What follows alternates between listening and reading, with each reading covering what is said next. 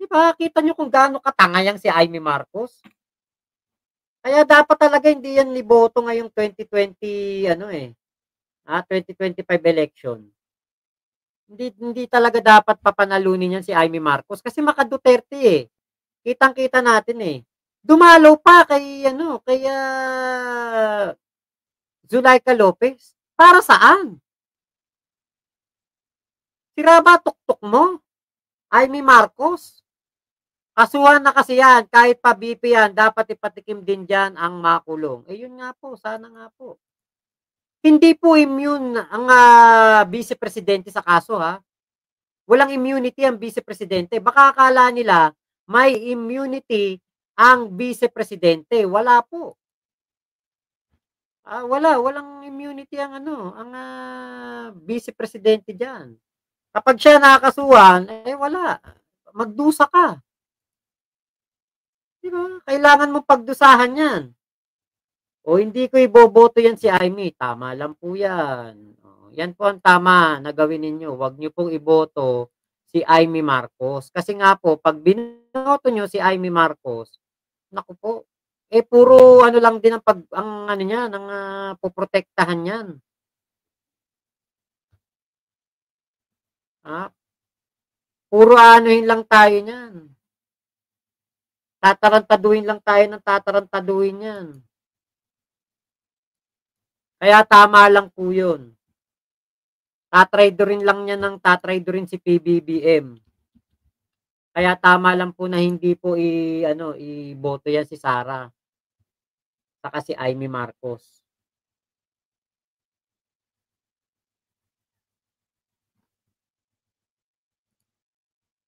Tignan nga natin 'to. Meron ditong ano, si Sara Duterte.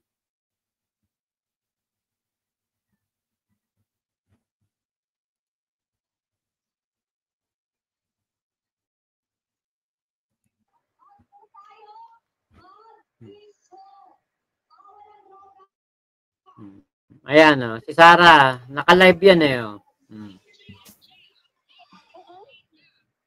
Impaktang ano, dati na si Sara.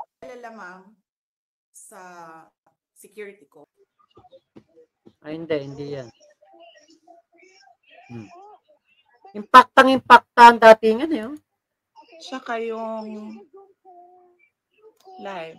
Naka-unmute ka, paki-unmute mo and i-on mo yung video. Ana, naka-stream na ba yung sa group?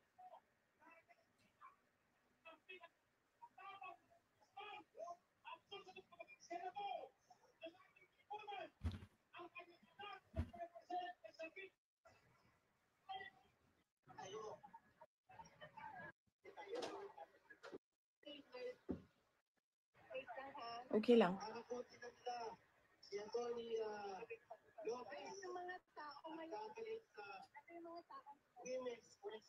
Tagal naman magsalita ni Sara.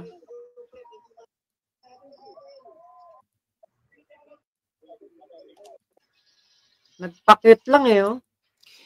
Nagpapasalamat na nandiyan po sa Opo. Yes. Sa aking mga kababayan na nandiyan po sa Veteran Center sa Quezon City at nandito po online sa social media. Nagpapasalamat po ako sa inyong suporta sa akin at nagpapasalamat po ako sa pagprotekta nyo. Unang-una po kay Yusek Zulaika Lopez. Yun nga nakapagtataka. Protect Inday Sara daw. Putang ina, poprotektahan mo ba yung mga ganyang kurakot? Poprotektahan mo yung ganyang mga kriminal? Diba? Poprotektahan mo yung ganyang mga masasamang tao? Protect Inday Sara? Seryoso talaga kayo? Yan ang poprotektahan?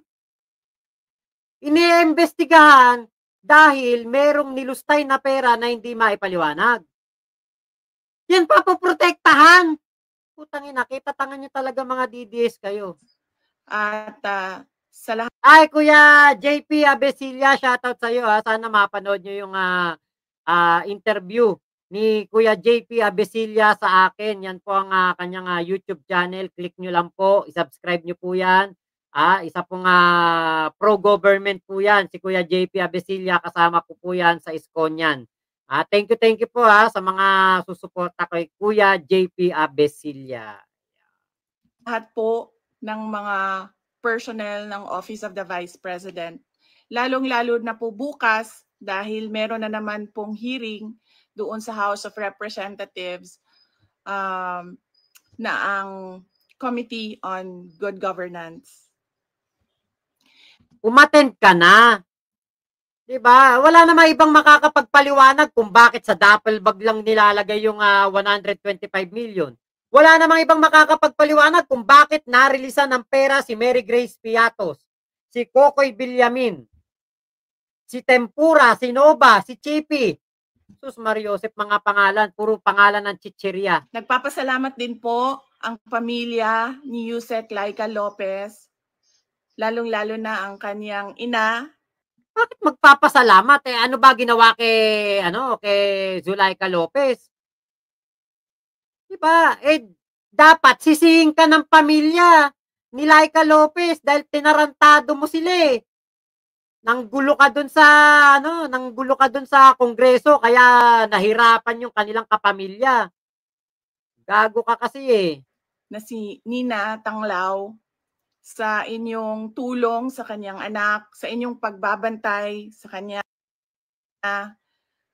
Alam po natin, malaki po yung trauma na pinagdadaanan niya ngayon. Minsan po nakakahawa dahil po sa harassment.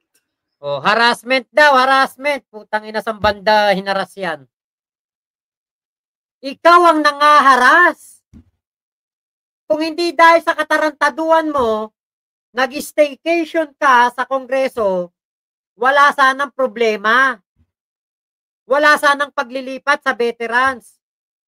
Si Kuya JP, ayan nagpakulay. Kuya JP at paring PJ. Ayun, Kuya JP, thank you. Paring PJ, Boss Mac, good night. Maaga pa ako mamaya. Paring PJ, may chat-chat ako sa'yo, Ayun. Paring PJ, may chat-chat ako sa'yo. Baka hindi mo na mabase.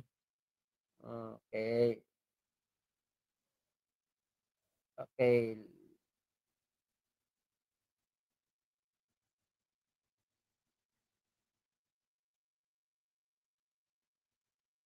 Ayan. Kinat na kita. Thank you Kuya JP Abesilla sa yung matinding pakulay. Salamat po. Pangkapi daw. Pag good girl effect, yun nga Diba? Grabe yung yung si Sara putang ina Kung hindi dahil sa'yo, wala sanang problema si Zulaika Lopez. Kita nyo, bait-baitan. Samantalang nung nakara, putang ina ka ng putang ina. And threat to her life. Putya, saan nagkaroon ng threat yan? Binabantayan nga ng maayos. Kaya nga ililipat ng correctional para mabantayang maayos. Ay, naku talaga. Alam ko po, busy po kayo lahat. Lahat kayo kailangan maghanap buhay dahil mahirap ang buhay ngayon. Mahirap ang buhay ngayon. Putang ina. Mahirap ang buhay ngayon, pero nagbabayad ka ng 1 million pesos in 11 days sa isang safe house. Binabayaran mo ng limpak-limpak na salapi si Mary Grace Piatos at si Kokoy Villamin kahit hindi mo kilala. Sinasabi mo mahirap ang buhay ng mga Pilipino ngayon. Pero yung confidential funds mo, inubos mo lang sa walang kabagay-bagay. Utang inang yan. Pero nandyan kayo para magpakita at magbigay ng suporta sa akin at sa opisina ng Vice President.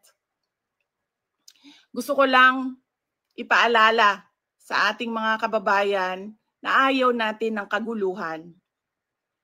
Na tayo ay may karapatan sa peaceful assembly at tayo ay may karapatan na magsalita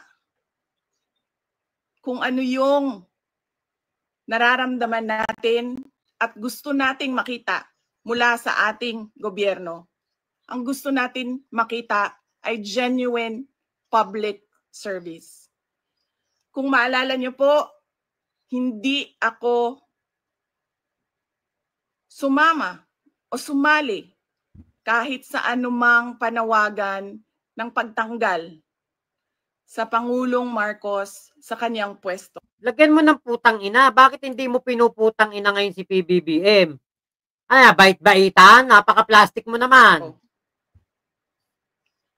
Bumisita ako sa rally ng Kingdom of Jesus Christ sa Bonifacio noon dahil nakiramay o nagkipagsimpatiya ako sa kanilang nararamdaman at hirap na pinagdadaanan.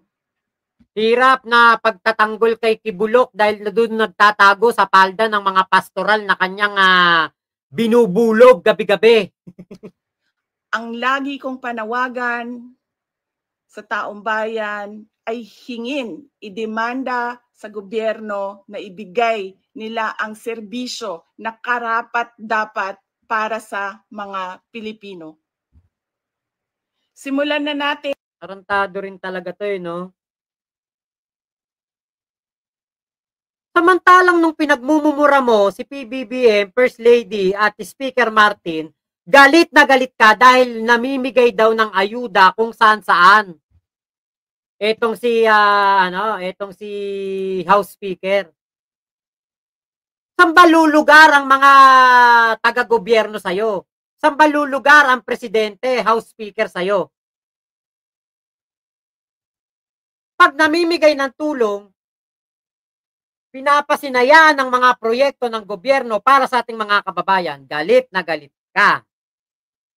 Tapos ngayon, ang gusto mo, makakita ng proyekto para sa mga kababayan natin. Sira pala, tuktok mo talaga eh.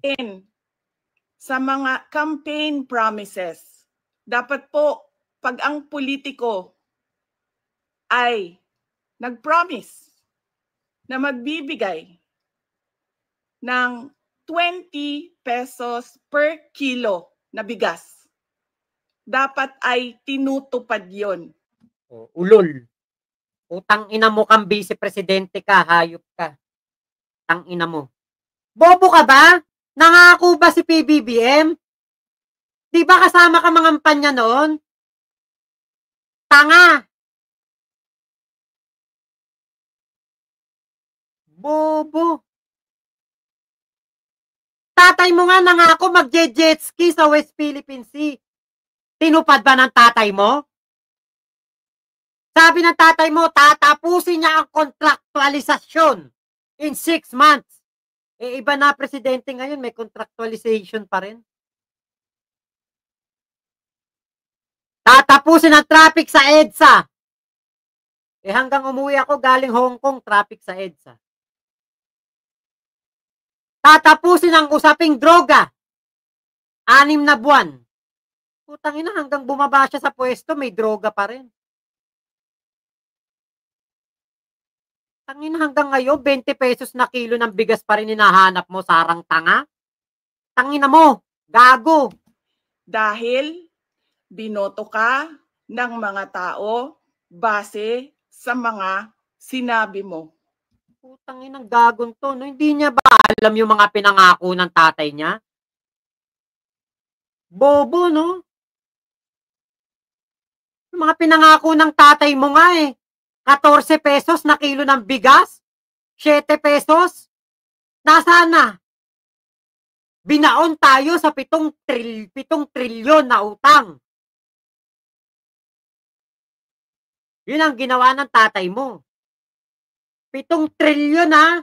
7 trilyon na utang. Ang binaon tayo ng tatay ng demonyitang ito. Base sa mga kampanya mo.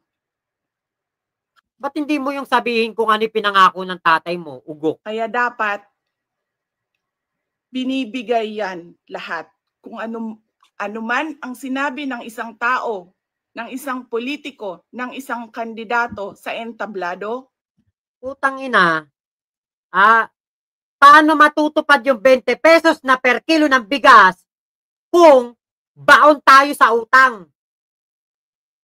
Binaon tayo sa utang ng tatay mo. Boba! dapat nakikita yan ng taong bayan. At higit pa, dapat ang nakikita natin. Hindi tayo dapat naghihirap, hindi tayo dapat pinapahirapan, kundi dapat Totoo yun, hindi tayo dapat naghihirap ngayon. Hindi tayo dapat pinapahirapan ngayon. Mayaman tayo dapat ngayon eh. Biruin mo 7 trilyon yun. Inutang ng tatay mo. Ang nakinabang mga tsekwa. Ay putang ina talaga, kabobo nitong gagon to. papakitang gilas ang ating gobyerno. Ikaw nga nagpapakitang gilas eh. Ikaw ang nagmamagaling eh. Gusto mo ikaw masunod. Tatay mo, umaten ng quadcom, gusto niya siya masunod.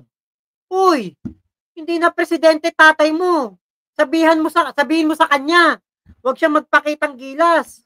Na sila ang pinakamagaling pagdating sa hustisya at karapatan ng mga mamamayan at kabutihan, kaunlaran at peace, kalinaw, kapayapaan sa bayan. Peace? Kapayapaan?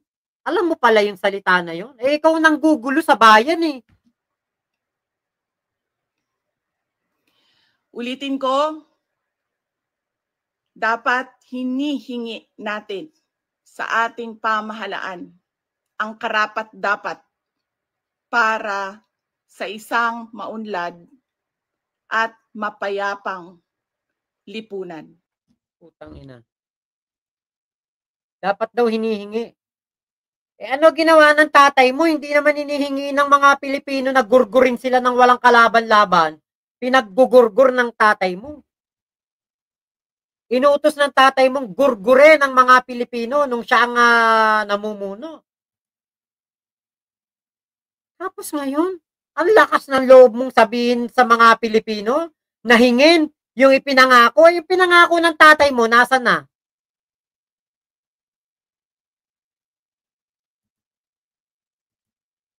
Tae ka.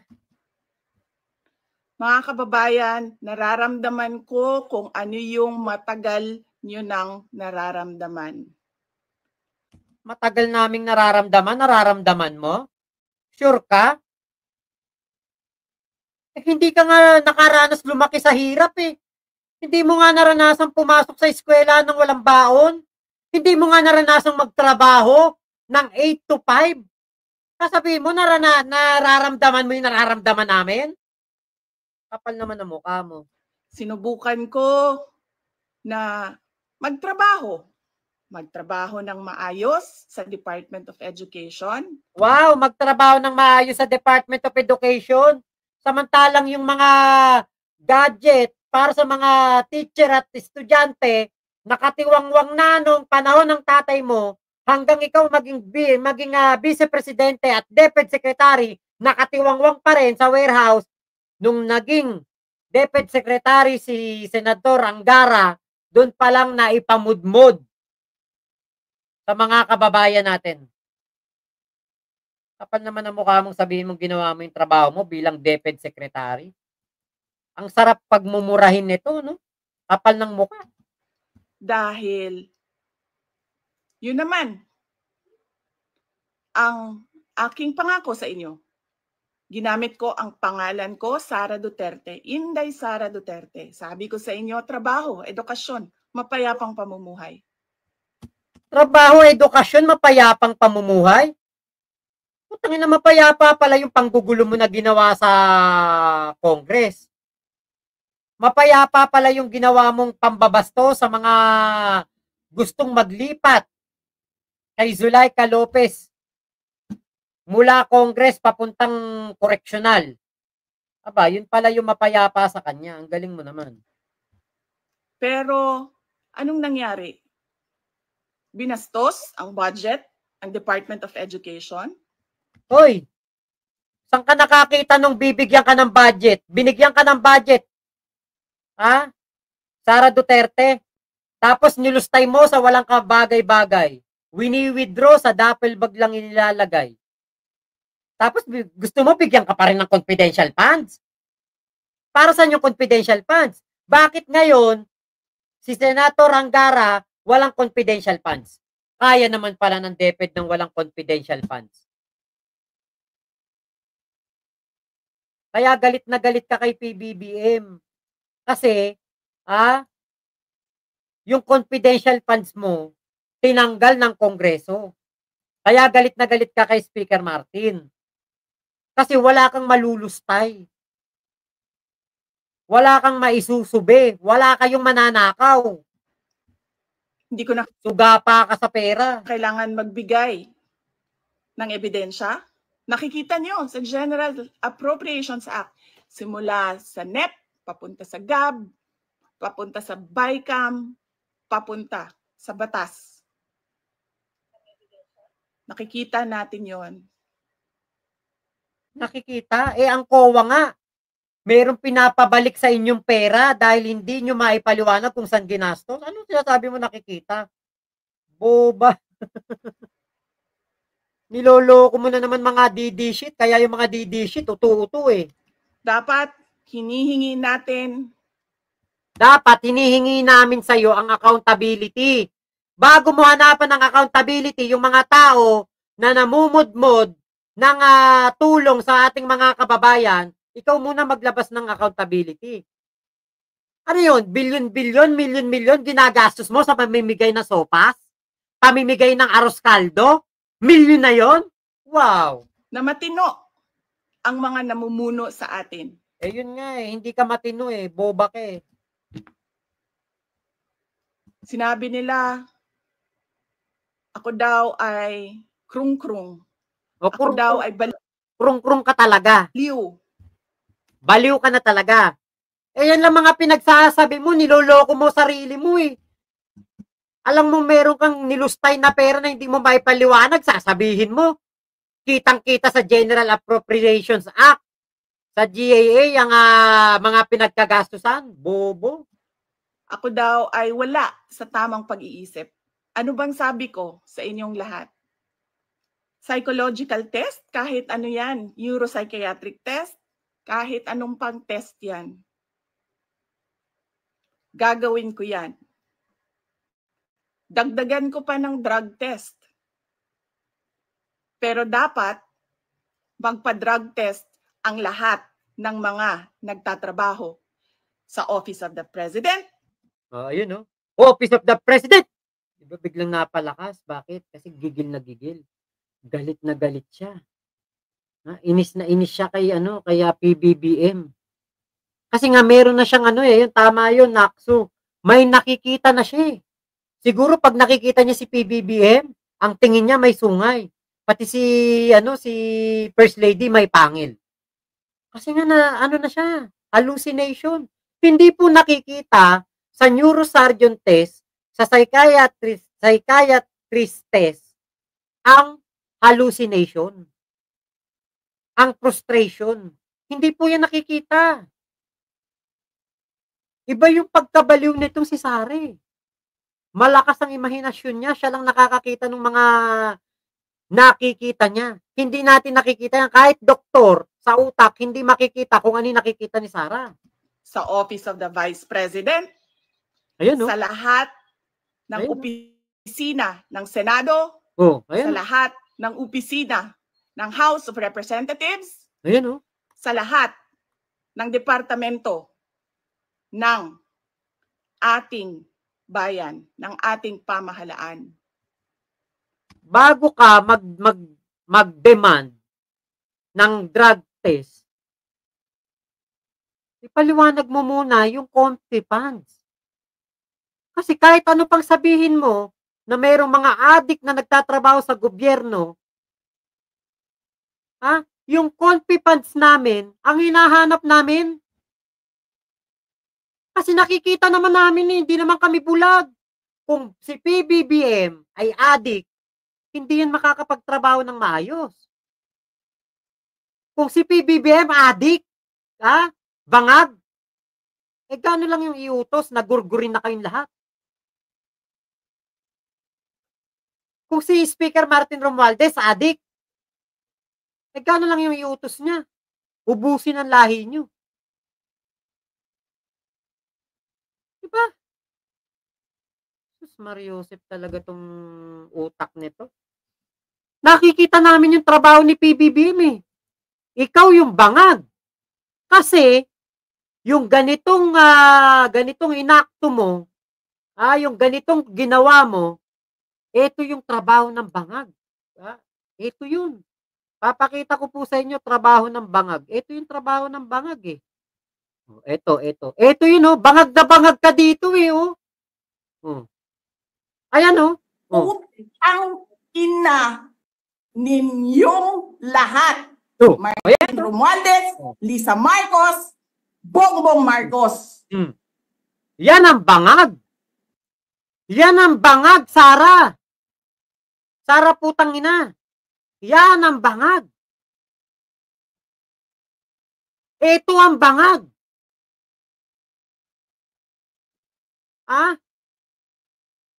Ito ang may kakakita mo talaga na bangag.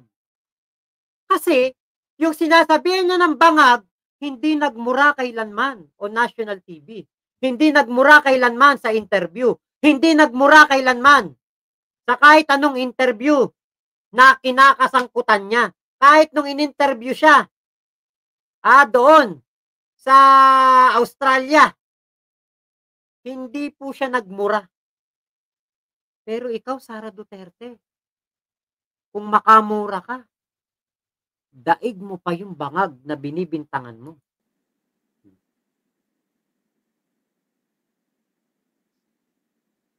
Ginigit nyo yung mga tao ko. Ayan Diyan sa envelope na yan. Ayan Kita mo. Yan ang bangag. Yan ang maliwanag na bangag. Hindi yung itong si PBBM bangag. Hindi. Ikaw ang bangag, Sara. Kitang-kita na namin kabangagan mo. Diba? Ano pang test ang gusto niyong idagdag ko? Anong test? Confidential funds test. Confidential funds test. Gawin kaya natin yon, Sara Duterte. Sino si Mary Grace Piato? Sino si Kokoy Villamin? Sino si Chippy, ano pangalan nun? Meron pang isa, Chippy. Meron pa Tempura, meron pang Nova. Sus Mariosep. Wala na kayong mapuna sa akin. Hindi. Anong walang mapuna? Yung pinupuna namin sa'yo, yung confidential funds, di mo mapaliwanag Tatakpan ninyo ang mga kakulangan ng pamahalaan. Putang ina, kakulangan ng pamahalaan. Anong pinagsasabi mong kakulangan ng pamahalaan? Ikaw ang malaki ang kakulangan sa amin. 600 million? Hindi maipaliwanag kung saan napunta. Simula nung ikaw ay mayor, puro confidential funds na ang nalulustay mo sa Davao City. Nung ikaw ay mag-vice president at DepEd secretary, puro confidential funds ang nilulustay mo. Tapos ngayon sasabihin mo, wow naman, Sara, ang galing mo. Ang tindi mo. Ang tindi mo naman. Kuya JP, shoutout sa'yo Kuya JP 2024 na puro droga pa rin ang nasa utak ng mga DDS. Problema talaga ang droga, pero hindi yan ang pinakamalaking problema sa bansa. Sobrang mangmang lang talaga ang mga DDS, kawawang mga nilalang. Tapos kapag sinabihan mong bobo, tanga yung mga DDS na yan, galit na galit. Ako, ang ginagawa. Hello po! Hello po, Nay Brenda Barton. I'm alive and kicking, happy and satisfied with my life. Rewe Market, hello po. Ninyong punching bag para hindi napapansin, nakikita, naririnig ng mga tao ang kalokohan, ang korupsyon. Ulul. Tangina nitong si Sara. Ikaw nga, hindi mo maipaliwanag yung binabato sa'yo na confi funds. May mga ebidensya. May mga taong nagpapatunay na namimigay ka ng sobre. Diba? Huwag mong sagutin ng paninira ang mga akusasyon laban sa'yo. Sagutin mo ng maayos doon sa hearing. Kasi yun ang kailangan. Boba. At ang katiwalian na ginagawa sa gobyerno. Magpa-drug test. Ginagawa daw sa gobyerno. Sus Mariosep. Diversionary tactic. Maliwanag na maliwanag to. Diversionary tactics. Para po maligaw ang mga Pilipino sa kanilang paniniwala. Yan ang ginagawa ni Sara Duterte. Tayong lahat sa harap ng taong bayan. Dalawa lang yan, mga kababayan. Ibigay namin ang mga pangako namin sa inyo noong nangangampanya kami. At papakita namin sa inyo na matino kami. Magpapadrug test kaming lahat. Ulul. Pakita mo muna yung yung confidential funds kung saan napunta. Puro ka drug test. Tangina. Si PBBM hindi yan makakaikot ng buong Pilipinas. Kung yan ay addict, kung yan ay gumagamit, hindi yan makakaharap sa mga malalaking o matataas na opisyal ng ibang bansa. Kung yan ay addict. Tangina talaga kung manira tong si Sara, no? Kung manligaw talaga. Yan ang style nila eh. Iligaw ang kaisipan ng mga Pilipino. Sirain ang ating Pangulong Bongbong Marcos para siya ang mamuno. Kaya lang wala eh. Wala nga sumasama sa people power nyo. Kasi alam nyo, sa totoo lang, kung talagang si PBBM, durugista, alam nyo kung sino ang unang-una na magsasalita laban sa Pangulo. Alam nyo kung sino? Mga dilawan. Kita nyo mga dilawan. Tumutulong sa gobyerno ngayon.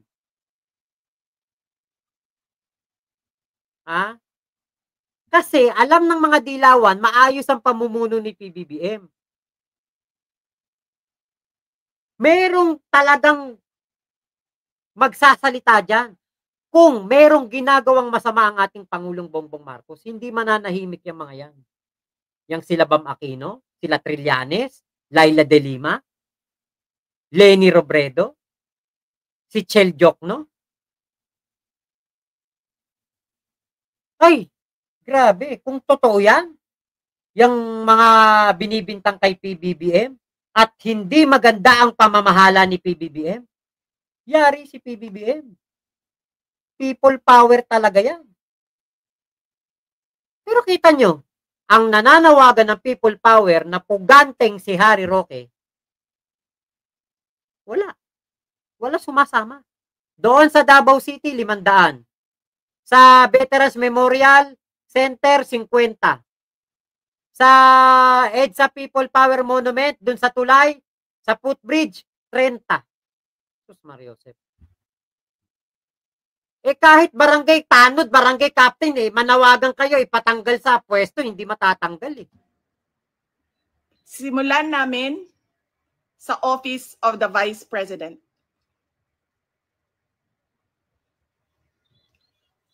Nililigaw nga. Ate Rewe.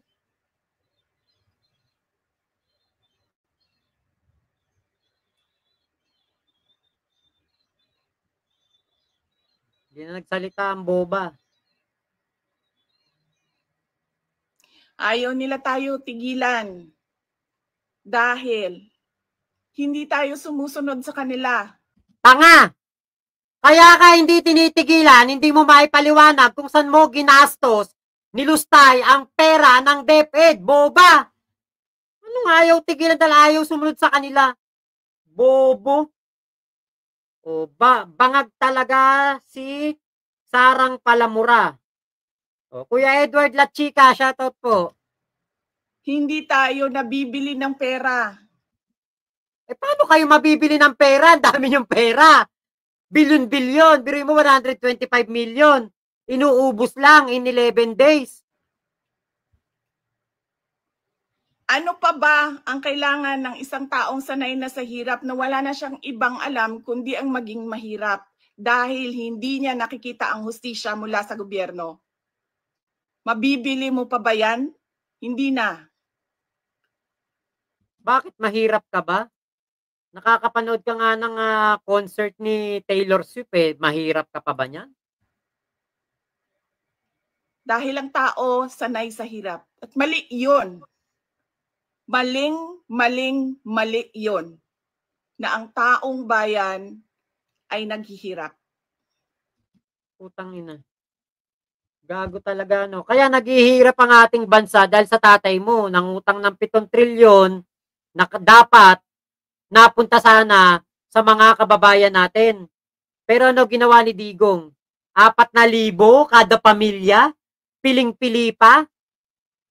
Yung mga kapatid, anak, bayaw, pamangkin ng kapitan nabibigyan. Pero yung mga homeless, yung mga nakatira sa barong-barong, mga squatter, hindi mabigyan. Bakit? Anong dahilan? Hindi ka naman butante dito eh.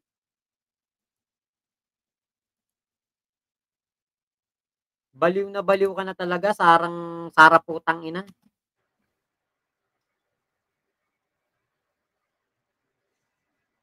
Mga kababayan, ulitin ko ang aking pagpapasalamat sa inyo. Leche ka. Tangina mo. Putang ina mo ka. Sara Duterte. Papa Cho, shoutout po. Brenda Barton, MMP, mabait ikaw. Naku po, Nay Brenda, nakakabuisit kasi. Kaya alam nyo, sa totoo lang, pag si Sara naging presidente, ang sarap mag-vlog. Sa totoo lang po. Kunwari, itong darating na 2028, kumandidato to na presidente, at tapos binoto pa rin ng mga bobotante, ng mga tangang DDS at ng mga tangang kababayan natin. Napakasarap mag-vlog. Pagbungad ko pa lang, intro ko pa lang, yo, what's up mga putang ina? Kamusta na ang ating presidente, Sara? Putang inang Sara yan. Ganun lagi ang sasabihin natin. Bakit? Pwede tayong magmura sa presidente. Siya nga eh. Diba? Siya nga, diba? Vice-presidente siya, minumura niya ang ating presidente. Di murahin din natin siya kapag siya naging presidente ng bansa nang maramdaman niya kung ano ang sarap na mamura ka. Diba? Oh, mga kababayan ko, salamat po sa pagpunta nyo dito sa aking live. Etong putang inang Sara, presidente natin, walang ibang ginawa kundi magnakaw ng confidential funds. Ganun lagi. Araw-araw. Diba ang sarap mag-vlog nun? Kasi putang ina, mumurahin mo ng mumurahin yung presidente.